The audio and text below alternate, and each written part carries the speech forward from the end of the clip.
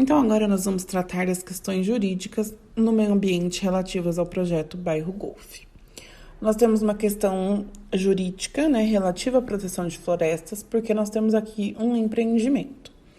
E existe aqui na fase 5 do empreendimento florestas, na fase 3 e 4, nas fases 2A, B e C, e ainda nas fases 2B, 2C e 2A.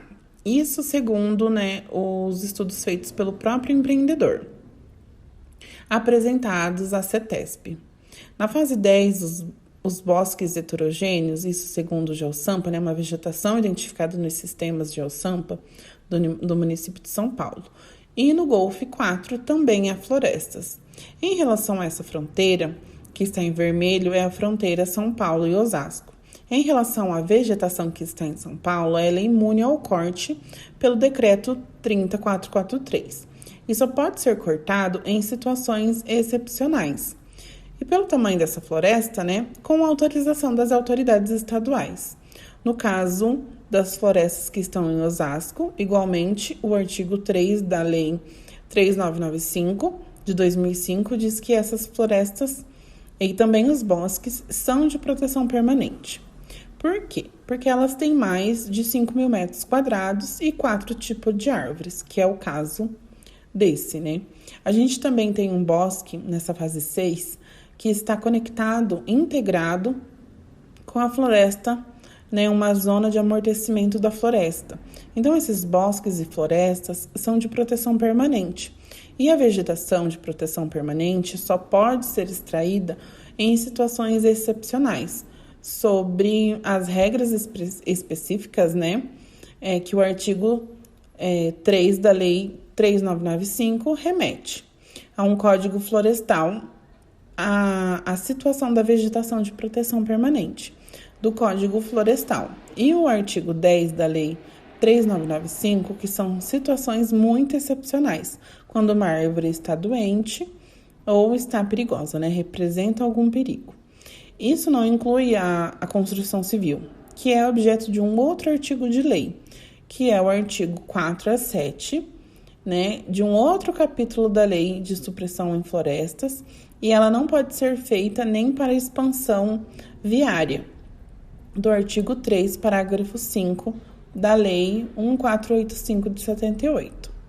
Na floresta, o estágio médio de desenvolvimento do golfe tem espécie ameaçada de extinção, no caso do palmito de Içara.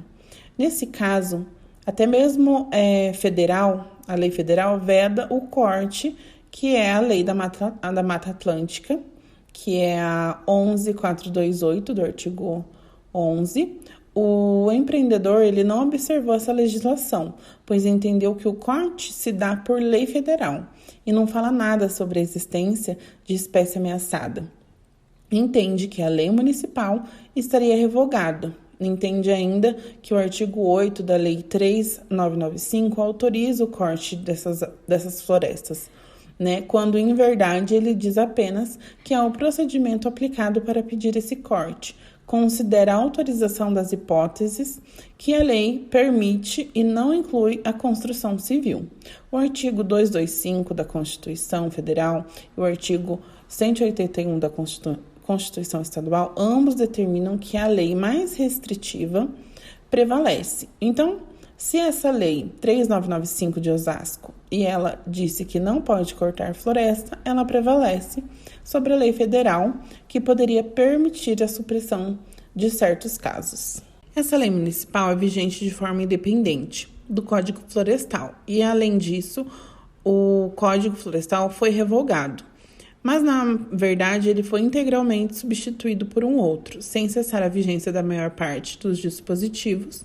O direito é bom quando a liminar judicial na ação popular é favorável, citando provas contundentes de que a vegetação é preservada permanentemente.